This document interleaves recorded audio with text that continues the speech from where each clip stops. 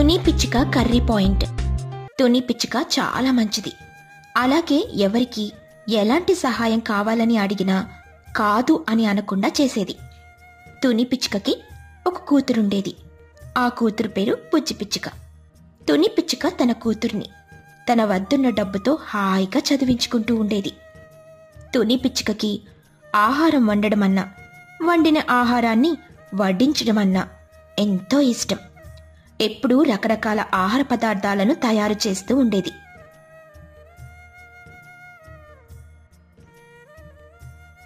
అలా తాను తయారు చేసిన ఆహార పదార్థాన్ని ఊర్లోని వాళ్ళందరికీ పంచి రుచి చూడమని చెప్పేది. అలా వాళ్ళు రుచి చూసి తుని పిచ్చుక చేతి వంటకి ఫ్యాన్స్ అయిపోయేవారు. ఇవాళ ఏదైనా కొత్త వంటకాన్ని తయారు చేయాలి. ఏం చేయాలి? తోచడం లేదే. అమ్మా, చికెన్ అంబర్ బిర్యానీ చెయ్యమ్మా. ఈ అంబర్ బిర్యానీ ఏంటి? నేనెప్పుడు వినలేదే. దమ్ బిర్యానీ చెయ్యనా? అది వద్దమ్మా, ఎప్పుడు దమ్ బిర్యానీయేనా? ఈసారి నాకు అంబర్ బిర్యానీ తినాలనంది. ఇది తమిళనాడులో బాగా ఫేమస్. ఒకసారి యూట్యూబ్లో చూడు, నీకు మొత్తం రెసిపీ కనిపిస్తుంది. ఒక్కసారి చూసావంటే ఇట్టే చేసేస్తావు. అలా బుజ్జి పిచ్చుక చెప్పడంతో తుని పిచ్చుక తన స్మార్ట్ ఫోన్లో యూట్యూబ్ తెరిచి అంబర్ బిర్యానీ ఎలా తయారు చేయాలో చూస్తుంది. అలా తుని పిచ్చుక క్షణాల్లో బిర్యానీ తయారు చేయడం నేర్చుకుంటుంది. అలా తుని పిచ్చుక అంబర్ బిర్యానీకి కావలసిన అన్ని పదార్థాలను కొనుక్కోడానికని బజారుకి వెళ్తుంది. లూసి పావురం దుకాణంలో కావలసిన అన్ని వస్తువుల్ని కొంటుంది. అలా వాటిని కొనుక్కొని ఇంటికెళ్ళిపోతుంది. తుని పిచ్చుక అలా ఎక్కువ సరుకులను కొనడం చూసి ఊరి వాళ్ళంతా ఇలా అనుకుంటూ ఉంటారు. చూసారా, ఎన్ని సరుకులు కొన్నదో. కానీ ఇంట్లో ఏమో ఇద్దరే ఉంటారు.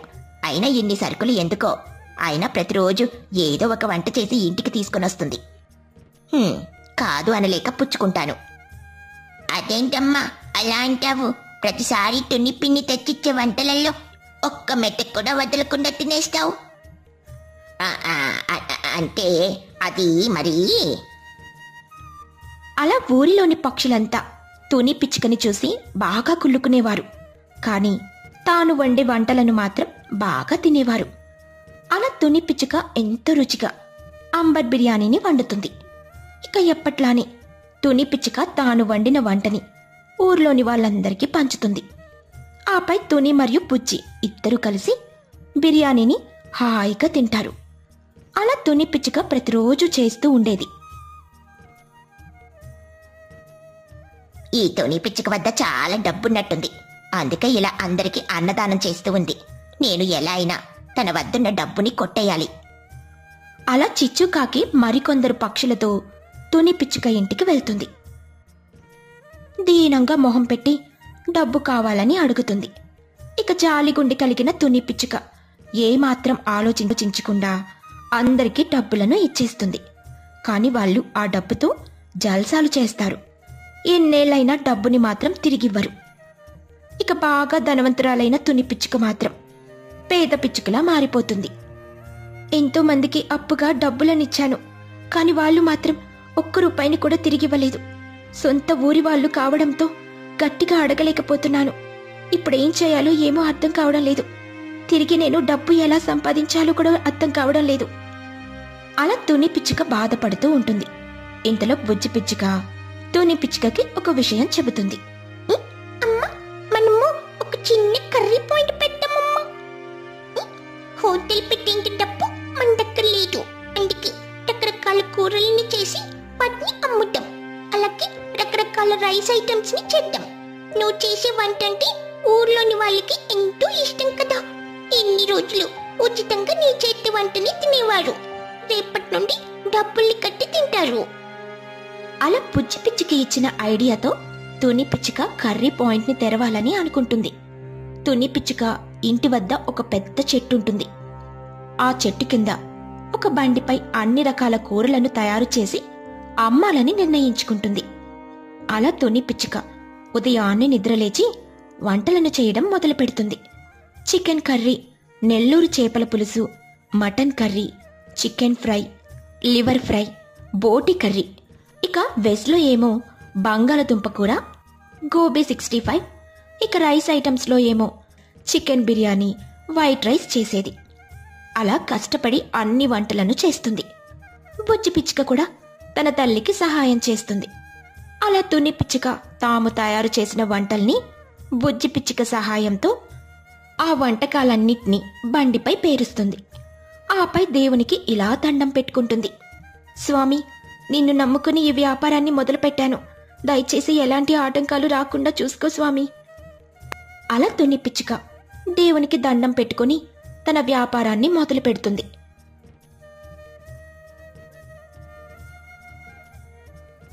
ఏమిటి తుని, ఏదో వ్యాపారాన్ని మొదలు పెట్టినట్టున్నావు? అవును చోటు, కర్రీ పాయింట్ని తెరిచాను. చెప్పు, ఏం వడ్డించమంటావు? అరే వద్దు వద్దు, నేను ఇంటి వద్దనే బాగా తిన్నాను. నాకు ప్రస్తుతం ఆకలి లేదు. అలా చోటు చిలుక అక్కడి నుండి వెళ్ళిపోతుంది. అందరూ తుని పిచ్చుక దుకాణం వద్దకు వస్తారు, కానీ ఏమీ కొనకుండా తినకుండా వెళ్ళిపోతారు. చిచ్చుకాకి కూడా తుని పిచ్చుక దుకాణం వద్దకు వెళ్ళి ఒక లుక్కు వేసి వచ్చేస్తుంది. అరే, తుని వండిన వంటలు సువాసన ఇక్కడ దాకా వచ్చేస్తూ ఉంది. కానీ వెళ్ళి తన వద్ద ఆహారం తింటే ఎక్కడ బాగుపడిపోతుందోనని భయంగుంది. ఏది ఏమైనా సరే ఇక తట్టుకోవడం నా వల్ల కాదు. ఇప్పుడే వెళ్ళి కడుపు నిండా తినేస్తా. అలా చిచ్చుకాకి తన కొడుకుతో పాటు తుని పిచ్చుక దుకాణం వద్దకు వెళ్ళి ఇలా అడుగుతుంది. ఎంతో కంట్రోల్ చేసుకున్నాను, కానీ ఇక ఆగడం నా వల్ల కాదు. నాకు నీ చేతి వంట తినాలని ఉంది, కానీ ఏ కర్రీ తీసుకోవాలో అర్థం కావడం లేదు. నువ్వేం కంగారు పడుకు చిచ్చు, నేను నీకు ఒక ఆల్ మిక్స్ని ఇస్తాను. అంటే అన్ని కూరలు కొంత కొంత ఇస్తాను. అలా తుని పిచ్చుక చిచ్చుకాకి ఒక ప్లేట్ ఆల్ మిక్స్ ఇస్తుంది. ఇక రుచి అయితే బ్రహ్మాండంగా ఉంటుంది. చిచ్చుకాకి అస్సలు గ్యాప్ తీసుకోకుండా అన్నింటినీ ఖాళీ చేస్తుంది. చిచ్చు, మొత్తం 800 రూపాయలైంది. అలా చిచ్చుకాకి డబ్బిచ్చి అక్కడి నుండి వెళ్ళిపోతుంది. ఇక చిచ్చుకాకిలానే అందరూ తుని పిచ్చుక దుకాణం వద్దకు వెళ్ళి తుని వద్ద ఆహారం కొనుక్కొని తినేవారు. చిన్నపిల్లలు, కాలేజీ పిల్లలు, బ్యాచులర్స్ కూడా తుని పిచ్చుక వద్దకు వెళ్ళేవారు.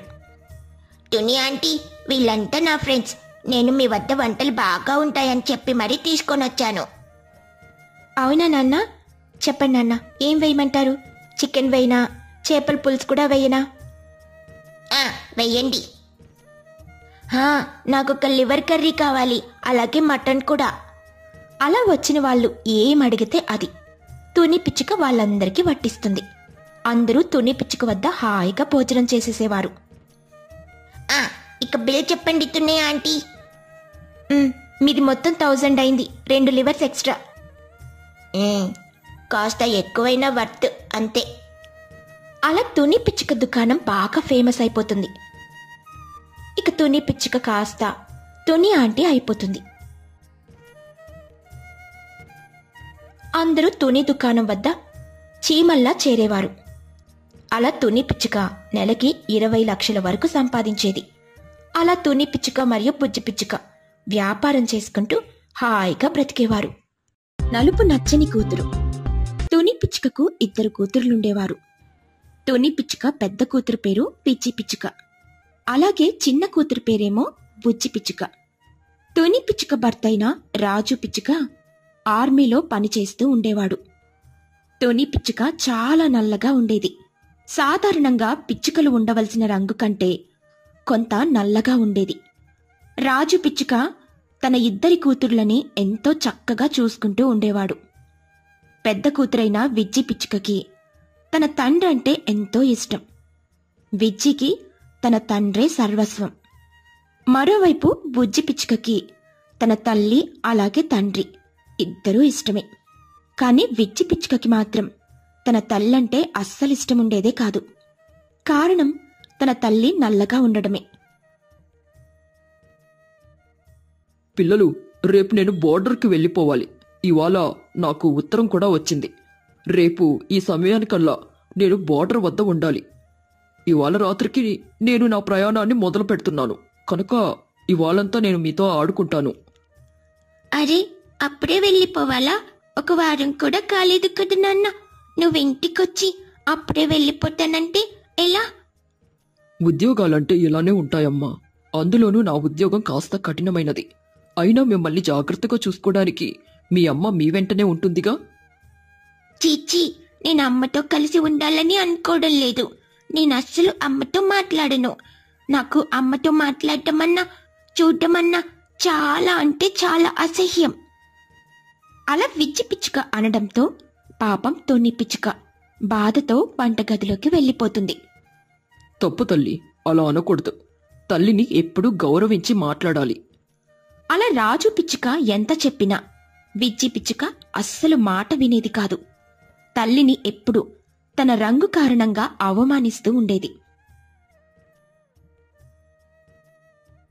అలా ఆ రాత్రికి రాజు పిచ్చుక తన బట్టల్ని సర్దుకొని తన ప్రయాణాన్ని మొదలు పెడతాడు. అలా రాజు పిచ్చుక ఎగురుకుంటూ దేశ బార్డర్కి వెళ్ళిపోతాడు. మరోవైపు ఊరిలో తుని పిచ్చుక తన ఇద్దరి కూతుర్లతో కలిసి నివసిస్తూ ఉంటుంది. ఒకరోజు తుని పిచ్చుకని చూడ్డానికని చోటు చిలుక మరియు చిచ్చుకాకి తమ పిల్లల్ని తీసుకుని తుని పిచ్చుక ఇంటికి వస్తారు. తుని పిచ్చుక తన స్నేహితుల్ని చూసి ఎంతగానో ఆనందపడుతుంది. ఇక బుజ్జి మరియు విజ్జి పిచ్చుక కూడా చిన్ను కాకి మరియు బన్ను చినుకులను చూసి ఎంతగానో ఆనందపడతారు. తుని పిచ్చుక మరియు బుజ్జి విజ్జిల కోసం చోటు మరియు చిచ్చు కొన్ని బహుమతుల్ని తీసుకొనొస్తారు. అందులో చాలా రకాల బొమ్మలుంటాయి. ఇక పిల్లలంతా ఆ బొమ్మలతో ఆడుకుంటూ ఉంటారు. చోటు చిలుక ఆడుకుంటున్న పిల్లల్ని తన వద్దకు పిలుస్తుంది. ఎంతసేపు అలా బొమ్మలతో ఆడుకుంటారు? నేను మీకు ఒక పరీక్షను పెట్టాలని అనుకుంటున్నాను. అమ్మో, పరీక్షల? మొన్ననే ఎంతో కష్టపడి బడిలో పరీక్షల్ని పూర్తి చేశాము. ఇప్పుడు మళ్ళీ పరీక్షలంటే మా వల్ల అస్సలు కాదు. అరే, పరీక్షలంటే బడిలో నిర్వహించేవి కాదు. ఇవి ఒక రకమైన పోటీ. మీరందరూ మీ మీ తల్లుల బొమ్మలను గీయండి. ఎవరైతే తమ తల్లి బొమ్మని అందంగా గీస్తారో వారికి నేనొక బహుమానాన్ని ఇస్తాను. అలా చోటు చిలుక చెప్పడంతో పిల్లలందరూ ఇంట్లోకి వెళ్ళి ఒక పెన్ను పేపర్ని తెచ్చుకుంటారు. అలాగే కలర్ పెన్సిల్స్ని కూడా తెచ్చుకుంటారు. ఇక అందరూ బొమ్మల్ని వేయడం మొదలు పెడతారు. మరోవైపు తుని పిచ్చుక, చోటు చిలుక మరియు చిచ్చుకాకి కలిసి బిర్యానీ వండుతూ ఉంటారు. అలా కొంతసేపటికి పిల్లలు బొమ్మలు గీయడాన్ని పూర్తి చేస్తారు. అలా పిల్లలు తాము గీసిన బొమ్మల్ని తీసుకునొచ్చి చోటు చిలుకకి చూపిస్తూ ఉంటారు.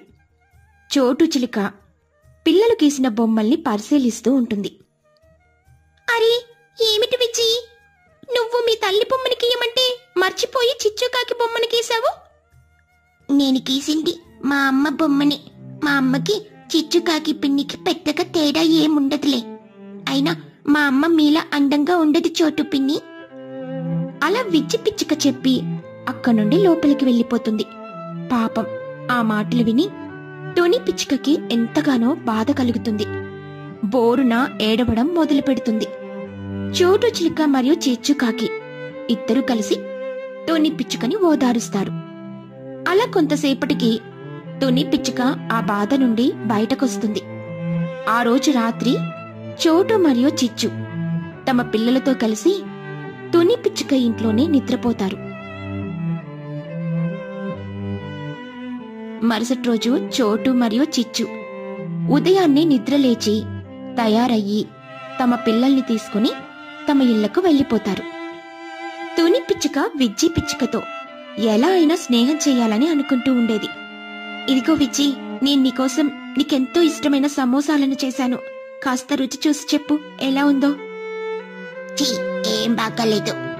అదే మా స్నేహితురాలి తల్లైతే ఎంతో చక్కగా వండేది.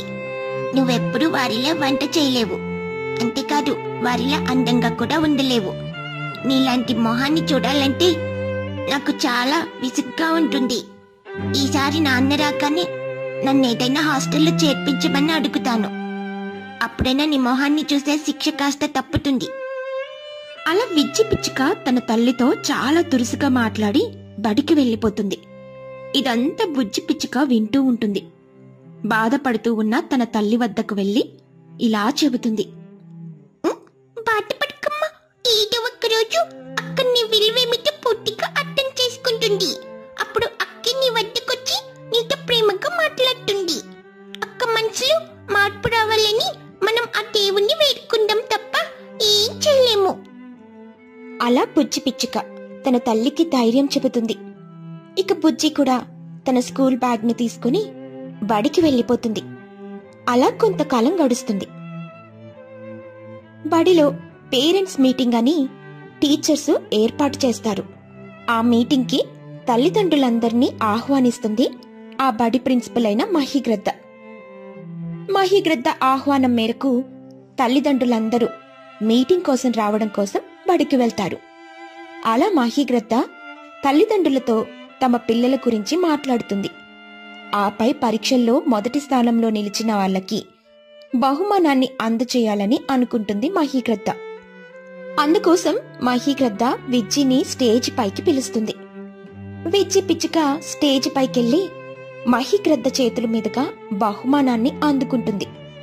అలాగే మహిగ్రద్ద విజ్జి పిచ్చుకని కాస్త మాట్లాడమని కోరగా విజ్జి పిచ్చుక ఇలా మాట్లాడుతుంది. నా విజయానికి కారణం మా నాన్నగారు. ఆయనే నన్ను ఎప్పుడూ ప్రోత్సహిస్తూ ఉండేవారు. ఆ బోర్డర్ నుండి ఆయన తిరిగి రాగానే నేను ఈ బహుమానాన్ని మా నాన్నగారికి ఇస్తాను. ఆయనప్పుడు ఎంతో సంతోషిస్తారు. మీ నాన్నగారు నిన్ను ప్రోత్సహించారు సరే, కాని ప్రతిరోజు నీకు సేవ చేస్తూ ఉన్నది మాత్రం నీ తల్లిగా. కాస్త నీ తల్లి గురించి చెప్పు. నా తల్లి గురించి చెప్పడానికి ఏం లేదు. ఆమె చాలా వికారంగా ఉంటుంది. ఆమె నల్లటి ముఖాన్ని నేనెప్పటికీ చూడలేను అని చెప్పి విజ్జి పిచ్చుక స్టేజ్ నుండి కిందికొచ్చేస్తుంది. విజ్జి మాటలు విన్న తుని పిచ్చుకకి మళ్లీ బాధ కలుగుతుంది. కాని ఆమె ఏం చెయ్యలేక ఇంటికెళ్ళిపోతుంది. అలా కొంతకాలం గడుస్తుంది. విజ్జి పిచ్చుక మరియు బుజ్జి పిచ్చుక ఆదివారం కావడంతో ఆడుకుంటూ ఉంటారు. ఇంతలో విజ్జి పిచ్చుక బురదలో పడిపోతుంది. తుని పిచ్చుక వంటగదిలో నుండి పరిగెత్తుకుంటూ వచ్చి విజ్జిని బురదలో నుండి పైకి లేపుతుంది. అరే, నీకెన్నిసార్లు చెప్పాలి నన్ను ముట్టుకోవద్దని? అయినా వినవా? పోయి ఇక్కడి నుండి అంటూ విజ్జి పిచ్చుక తన తల్లైన తుని పిచ్చుకని బురదలోకి తోసేస్తుంది. ఇంతలో తన కుటుంబానికి సర్ప్రైజ్ ఇవ్వాలని అనుకుని ఇంటికొస్తాడు రాజు పిచ్చుక. రాజు పిచ్చుక అక్కడ జరిగిన సంఘటనని చూస్తాడు. అప్పుడతనికి చాలా కోపం వస్తుంది. ఏమిటి విజ్జి నువ్వు చేస్తున్న పని? నీకెన్నోసార్లు చెప్పాను తల్లితో ఇలా ప్రవర్తించడం తప్పు అని. నిజానికి నువ్వొక అనాథవి. చెత్త కుప్ప వద్ద పడి ఉంటే నువ్వు రోజు అసహించుకునే తునియే వెళ్ళి నిన్ను మా ఇంటికి తీసుకునొచ్చింది.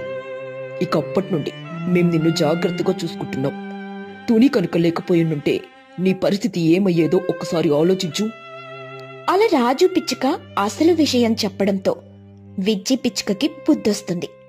విజ్జి పిచ్చుక తుని పిచ్చుక కాళ్లపై పడి క్షమాపణ కోరుతుంది.